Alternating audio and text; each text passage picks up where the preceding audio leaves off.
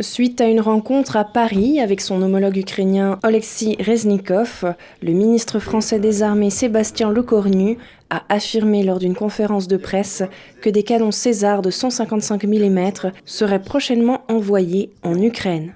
Prévision de cet échange que nous avons eu ce midi et après m'en être entretenu avec le président de la République ce matin, je peux vous annoncer que notre fonds de soutien va nous permettre de donner 12 canons César supplémentaires à l'Ukraine.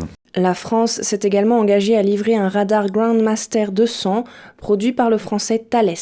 Ce radar de moyenne portée permet de détecter un aéronef ennemi à 250 km à la ronde, que celui-ci vole à faible vitesse et basse altitude comme les drones ou à haute altitude comme les avions de combat. Sébastien Lecornu a ajouté que la France et l'Ukraine s'étaient entretenues au sujet de la formation des pilotes ukrainiens au pilotage des avions de chasse français.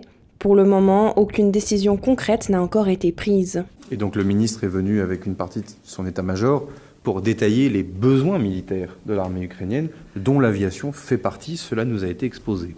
Pour la formation de pilotes, cela fait partie effectivement de nos conversations ce midi et cela fait partie de l'analyse globale.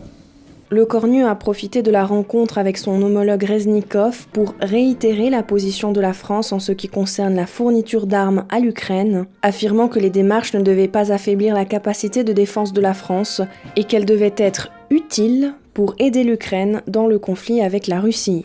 D'après un conseiller du ministre de la Défense, l'Ukraine, qui s'est déjà fait livrer des chars de combat principaux la semaine dernière, a désormais l'intention de faire pression pour obtenir des avions de chasse occidentaux de 4e génération, tels que des F-16 ou des Mirage 2000 français.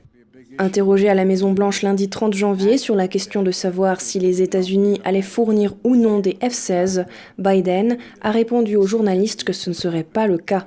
De son côté, la France semble disposée à examiner toute demande de ce type de la part de l'Ukraine, Macron ayant déclaré aux journalistes à La Haye ce lundi que rien n'était exclu en matière d'assistance militaire.